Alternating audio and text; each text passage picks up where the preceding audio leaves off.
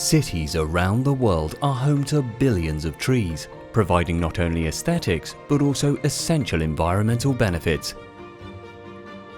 These trees help improve air quality, reduce urban heat island effects, and support biodiversity.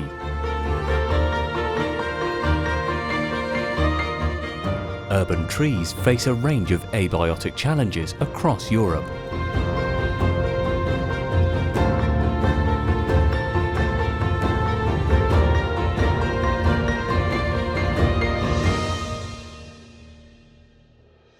Climate-induced stress, including rising temperatures and prolonged drought, can weaken trees, leaving them vulnerable to infestations of insect pests and infections by microorganisms. Poor root conditions through compacted and contaminated soil, a lack of space, as well as limited water availability further reduce the tree's resilience. These weakened trees are an easy target to biotic threats, causing various diseases. Uncontrolled insect pests and pathogens can spread, kill the trees, increase the biosecurity risk, and affect entire urban landscapes. Insect pest and pathogen threats do not recognize borders. By spreading through natural ways and the human-caused trade and travel, these organisms impact urban forests across nations drastically. This challenge requires a unified cross-border response. The European Cooperation in Science and Technology, COST, is funding Organisation for Research and Innovation Networks. The Cost Action Urban Tree Guard, safeguarding European urban trees and forests through improved biosecurity, plays a critical role in facilitating international collaboration, enabling researchers, scientists, stakeholders, and policymakers from different countries to work together in safeguarding urban trees. This action focuses on tree biosecurity and aims to develop new strategies to counteract the threats of urban trees. Through collaborations, the Cost Action Urban Tree Guard is working to improve the future conditions of the trees in our cities. As an example, to assess drought impact on trees, an irrigation experiment is taking place in Karlsruhe, focusing on street trees like linden, horse chestnut, and plane trees.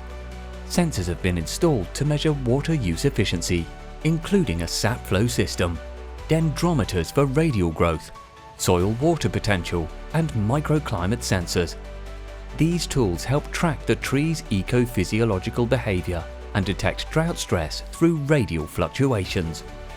Urban Tree Guard has organized numerous workshops, training schools, makeathons, and horizon scannings by bringing experts together in plant pathology, entomology, law, economy, policy, social sciences, and stakeholders.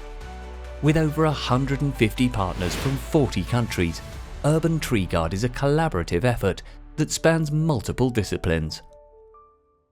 So it's very important to remember that the pests and pathogens can spread from the urban trees to the landscape, and then to the forests, to production forests and the conservation forests. And therefore, protecting the urban trees is like protecting the whole forest ecosystems and all the ecosystem services that they provide. It's been amazing to see all the competence and engagement in the researcher community, and especially how the younger generation is stepping up and taking the lead. So I think there is hope. I'm a tree ecophysiologist, so I'm not dealing with tree pests and diseases directly, but of course I'm working with how trees could survive in urban environments, and this is of course crucial, and this is what this action is about. And very important for me is that we should green the cities for future, for making cities sustainable for the future, and that's why this action is so important. Our group aims to enhance urban biosecurity by focusing on prevention, early detection, and rapid response to tree pests.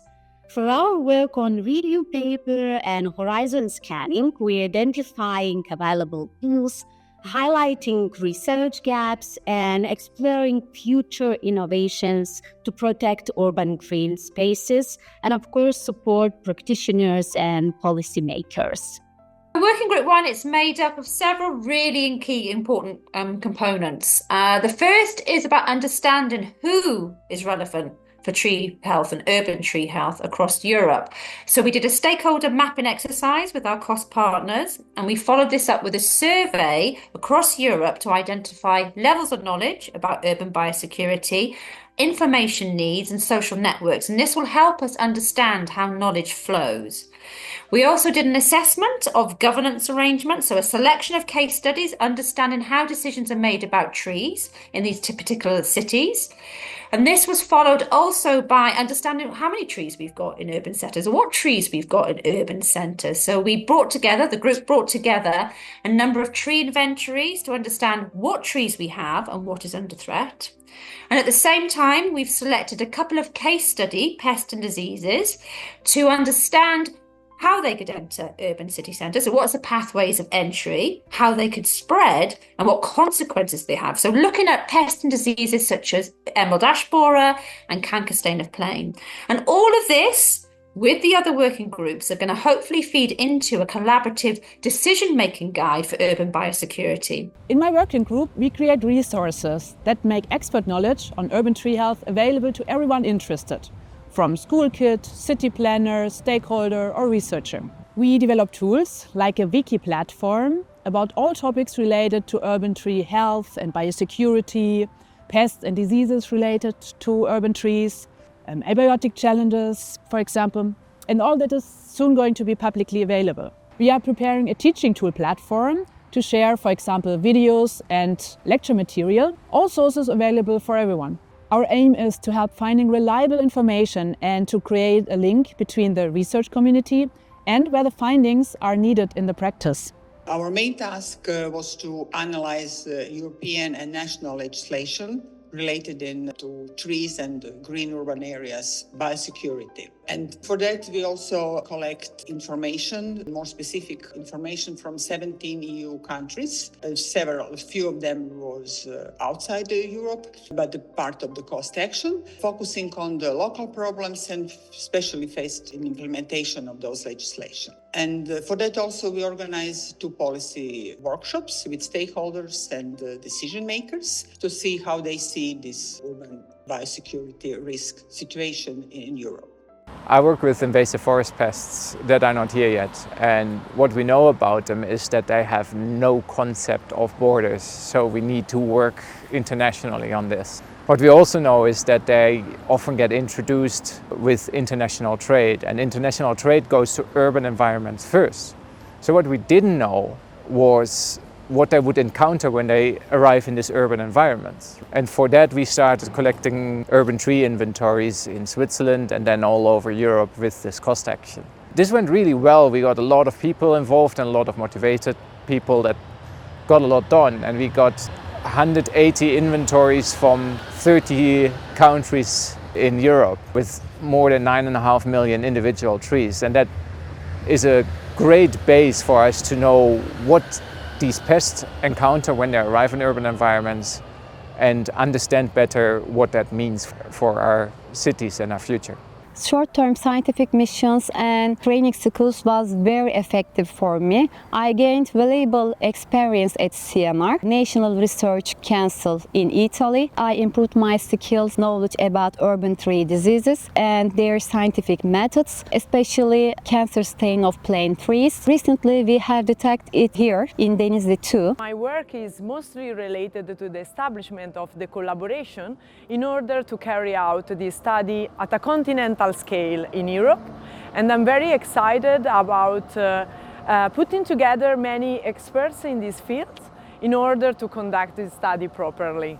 We are trying to establish a network of researchers on forest insects and pathogens, and we are trying to develop future projects on the forest pests and pathogens. In the recent years, due to the climatic change in Ankara here on our campus, we have a serious pest problem on pine trees caused by bark beetles. With the European colleagues, we're trying to establish new research projects to deal with the population dynamics of these insects, and also we are trying to use innovative methods to monitor and manage their populations.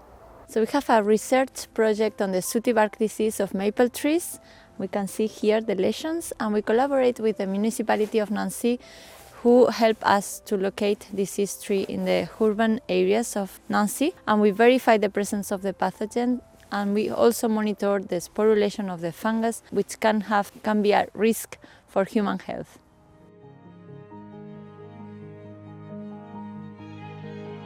The trees in our cities are not just symbols of greenery, but of life itself. The challenges they face today remind us of the delicate responsibility of preserving the natural balance.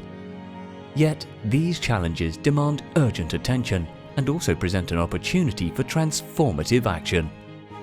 With science, technology, and international collaboration, we can safeguard urban trees and forests through improved biosecurity.